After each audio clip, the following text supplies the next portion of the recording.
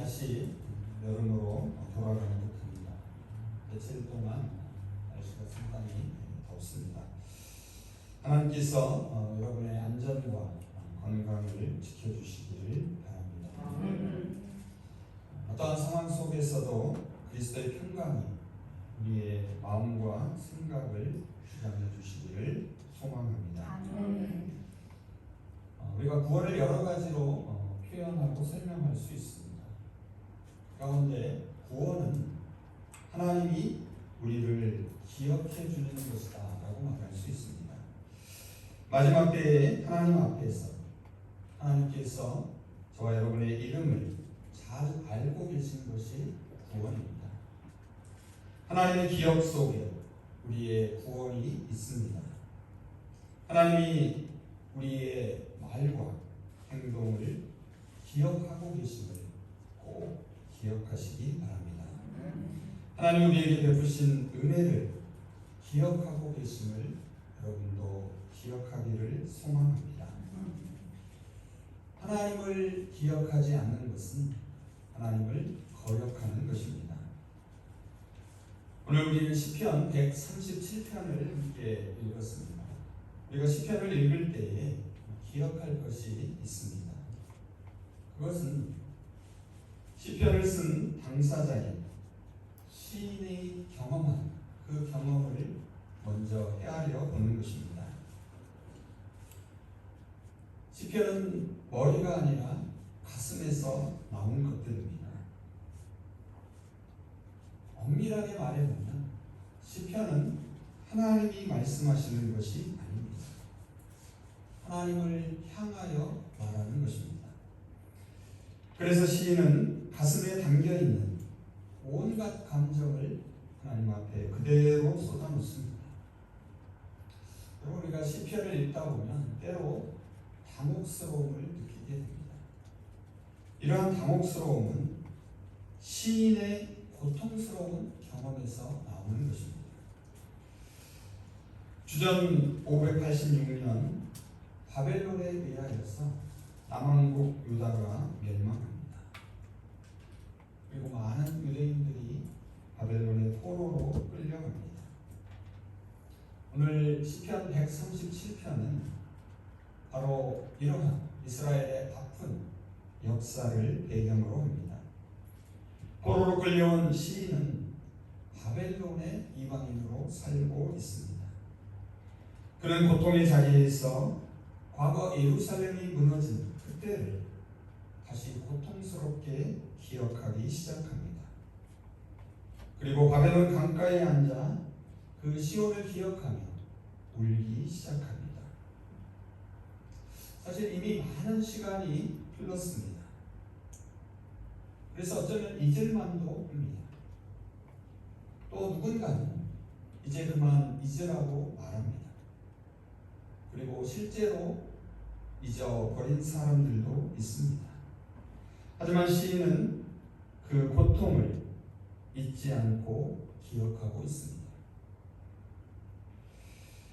시온을 상실한 아픔을 기억의 끈으로 꽁꽁 묶어두고 있습니다.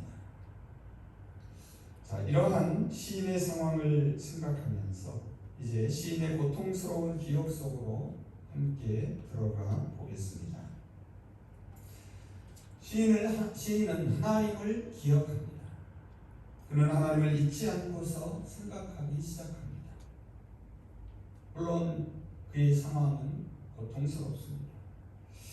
동시에 시인은 하나님이 이스라엘을 기억해 주시기를 바랍니다. 시인 자신을 또한 잊지 않고 생각해 주시기를 호소합니다. 1절에서 6절을 보시면 시인은 하나님을 잊지 않고 기억하고 있습니다.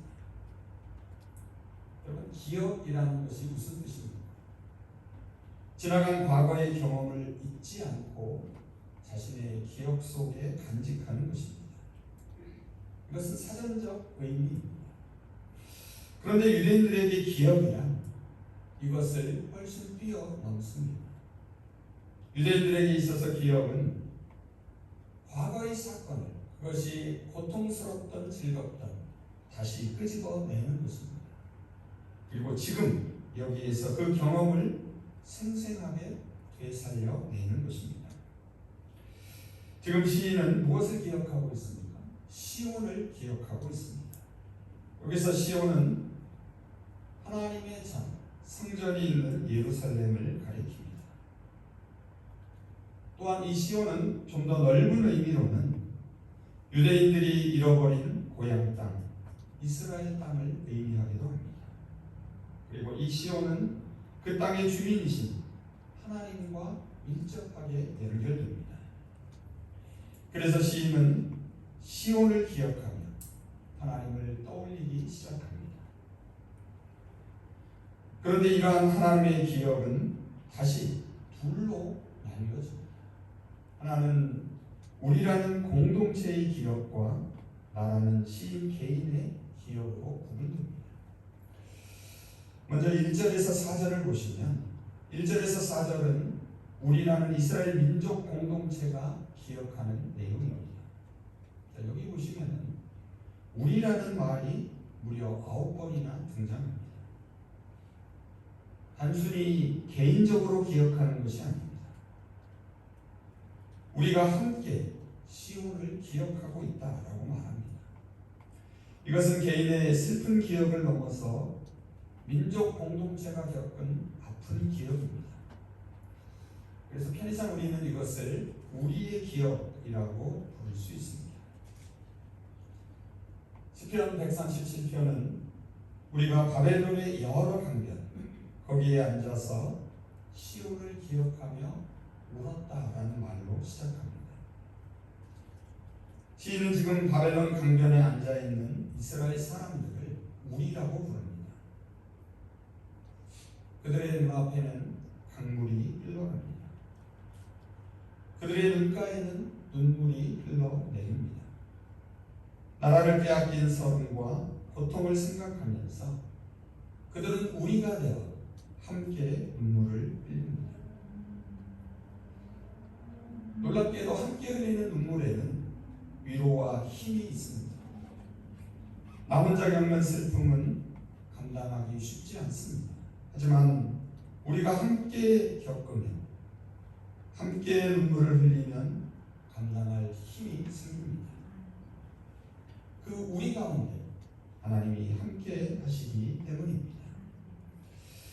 그래서 기독교의 신앙은 언제나 우리가 함께하는 우리의 신앙이고 우리의 신앙이어야만 합니다. 우리가 함께한다라는 것은 단순히 한 공간에 함께 있는 것만을 의미하지 않습니다. 우리가 함께한다는 것은 하나님의 시간을 함께하는 것입니다. 하나님의 시간을 함께한다라는 것은 하나님께서 우리에게 주신 일상의 삶에서 아픔과 고통 그리고 기쁨과 감사를 함께 나누는 것입니다. 기억을 함께 공유하는 것입니다. 우리 성심교회도 40여 년 동안 하나님의 시간을 함께 해왔습니다. 그 시간 속에서 함께 하나님을 경험한 우리의 기억이 오늘도 우리를 함께 하나님의 사람들로 만들어갑니다. 지금 우리가 함께 흘리는 눈물들이 먼 훗날 우리의 기억으로 생생히 남아있을 것입니다. 그리고 그 기억 속에서 우리는 다시금 함께 하나님을 만나게 될 것입니다.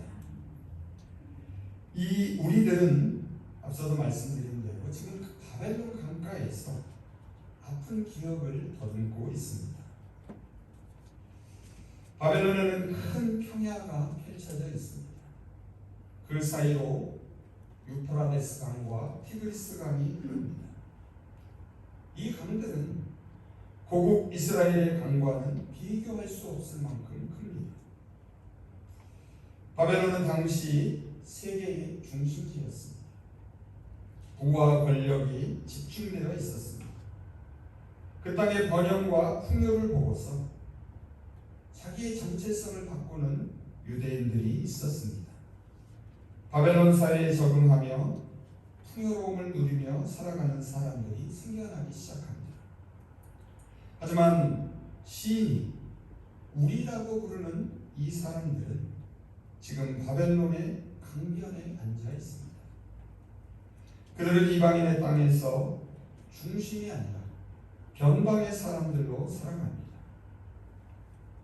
거기서 그들은 자신들을 사로잡은 바벨론 사람들에게 조롱을 당하고 있습니다. 3절과 4절을 한번 보시기 바랍니다.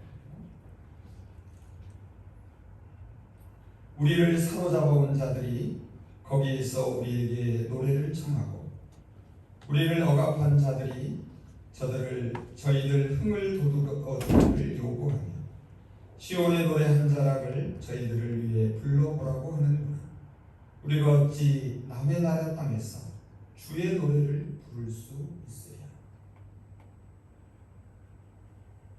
여기서 우리로 불리우는 이 유대인들의 눈길이 지금 어디를 향하고 있는지 함께 따라가 보시기 바랍니다.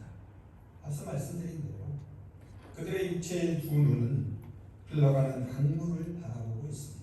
하지만 그들의 더 깊은 눈길은 시온을 향하고 있습니다. 눈앞에는 기름진 평원이 펼쳐져 있습니다.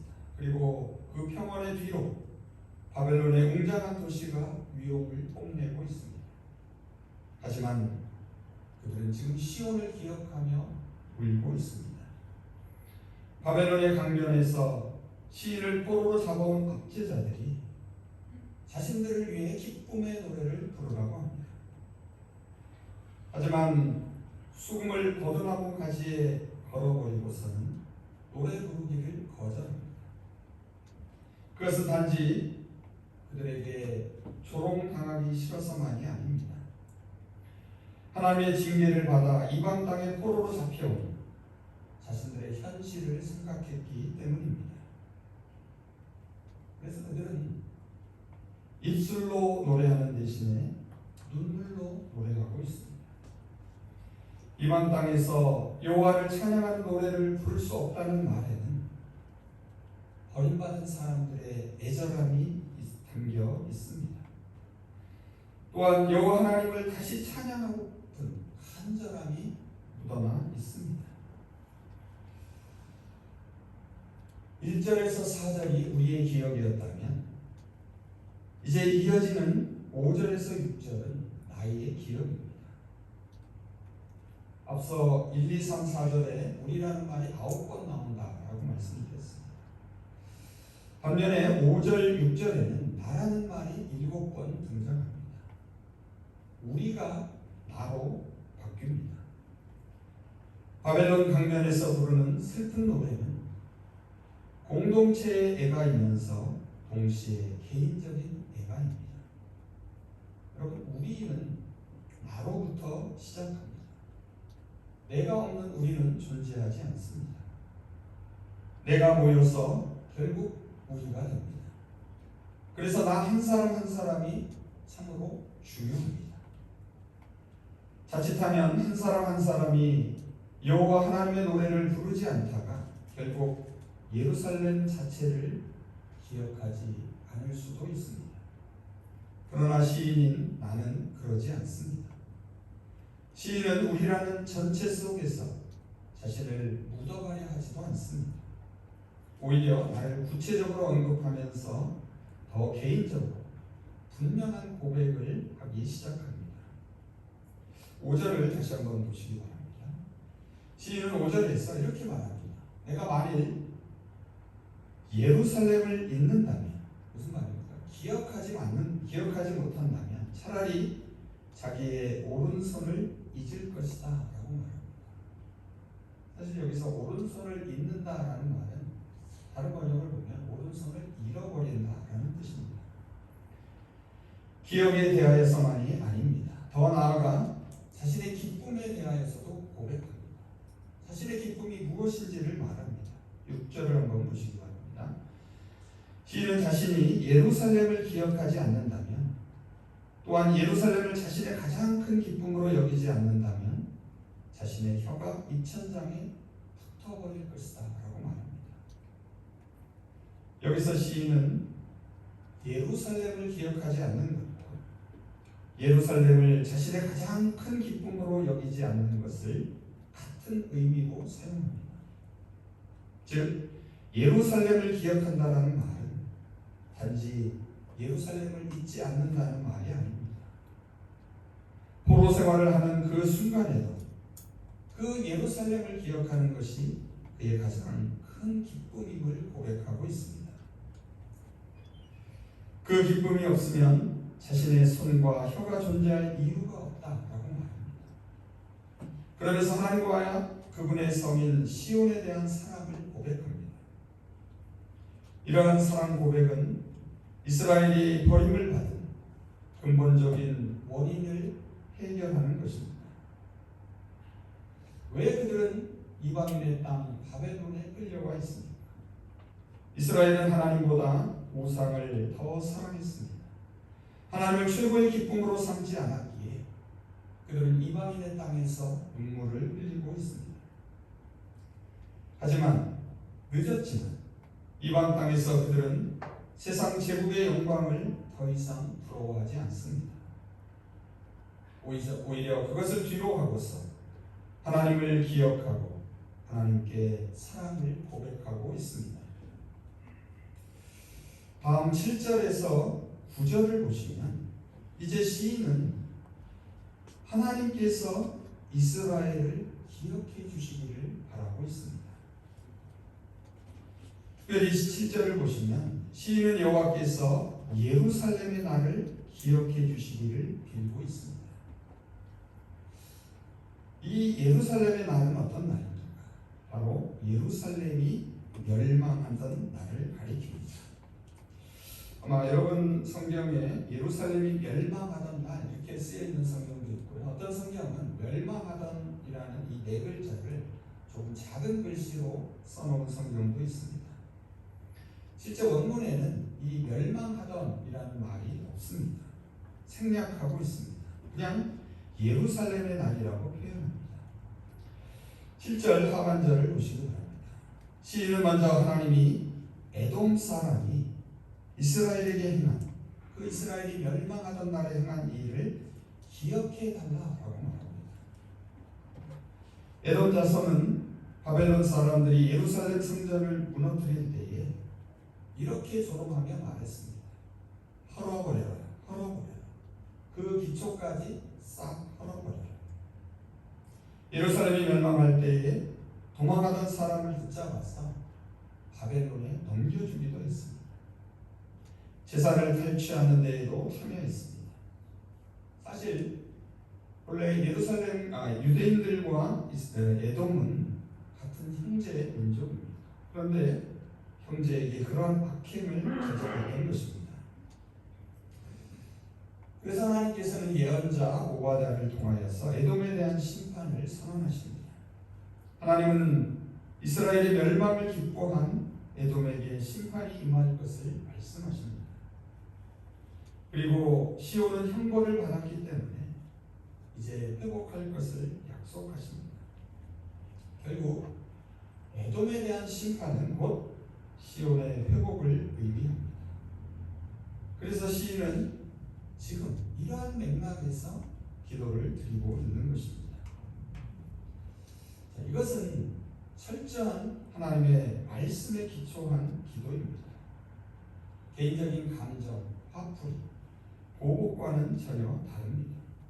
그래서 여러분 8절을 한번 보시기 바랍니다. 8절을 보시면 나에게 행한 대로가 아니라 우리에게 행한 대로, 하나님의 백성에게 행한 대로 갚아달라라고 말합니다. 다음으로 8절과 9절에서 시인은 바벨론에게 보복해 주실 것을 간구합니다. 그런데 여러분 이 내용을 자세히 읽어보면 참으로 잔인합니다. 특히 9절을 한번 보시기 바랍니다. 내 어린 것들을 붙잡아서 바위에 메어치는 자, 그 사람은 복된 사람이다. 아무리 원수라 할지라도 그들의 어린아이들을 바위에 메어치는 모습은 상상하기만 해도 끔찍합니다. 그런데 이러한 일들은 역사 속에서 실제로 자주 일어났습니다. 가장 힘없는 어린아이를 가장 잔인하게 죽이는 광기가 사람들 안에 있습니다. 이스라엘의 역사 속에서도 실제로 어린아이들이 학살당한 일들이 있었습니다. 이것은 먼 과거의 일만이 아닙니다. 여러분이 뉴스를 통해서 듣고 보셨겠지만 지금 우크라이나에서도 그 어린아이들의 생명이 처참하게 희생되고 있습니다. 시인은 그것을 기억하면서 하나님의 공의에 호소하고 있습니다. 여호와 하나님이 기억해 주시기를 바라는 이 하나님의 기억 부분을 보시면 우리의 기억이나 나의 기억과는 다른 차원이 있습니다. 여기서는 시인이 눈을 들어서 하늘을 바라보는 수직적 차원이 있습니다. 동시에 가슴 아프고 고통스러운 역사가 이 하나님의 기억 속에 녹아 있습니다. 그래서 여호와 하나님이 예루살렘의 날을 기억해 주시기를 바라고 있습니다. 역사의 마지막 때에 모든 것을 공의로 심판해 주시기를 간구합니다. 앞서도 말씀드렸지만 이것은 결코 개인적인 보복이 아닙니다. 하나님의 공의에 호소하는 것입니다. 하나님이 에돔과 바벨론을 심판하시면 그것이 곧 이스라엘의 회복과 구원을 의미하기 때문입니다. 그래서 이 간구는 하나님의 뜻이 온전히 이루어지기를 바라는 기도입니다.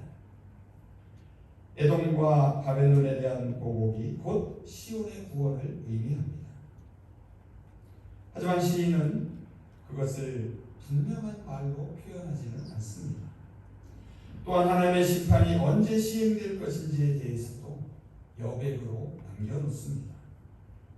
하나님이 반드시 당신의 때에 그것을 이루실 것이기 때문입니다.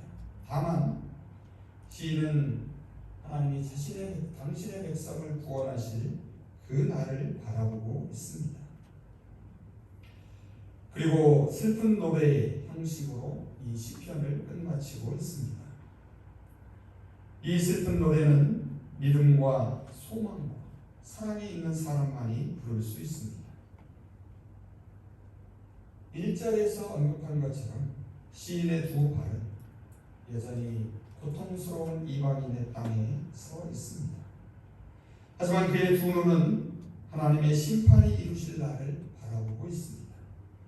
그래서 시인은 눈물로써 하나님에 대한 사랑과 신뢰를 고백합니다.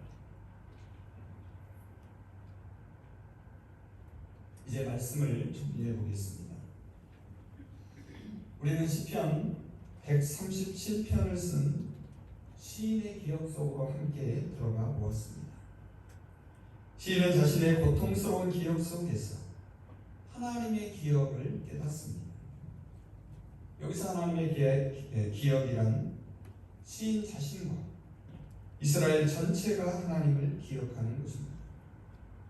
그리고 동시에 하나님의 기억이란 하나님께서 시인과 이스라엘을 기억하고 계신 것입니다. 하나님이 베푸셨던 한결같은 사랑과 그 신실하심이 시인으로 하여금 다시금 시온을 기억하고 다시금 하나님을 기억하게 합니다. 첫째로 시인은 우리의 기억을 통하여 우리라는 공동체가 함께 경험했던 과거를 기억합니다. 우리의 어두운 과거를 기억하는 것은 고통스럽고 두려운 일입니다. 그래서 세상은 슬픔과 고통을 당하면 뭐라고 말합니까? 빨리 잊으라고 말합니다. 하지만 시편 137편은 진정으로 슬퍼하는 법을 가르쳐 줍니다. 그리고 그 슬픔과 고통을 극복하는 법을 알려줍니다. 고통이 시작한 그 지점까지 고통스럽게 끌고 갑니다.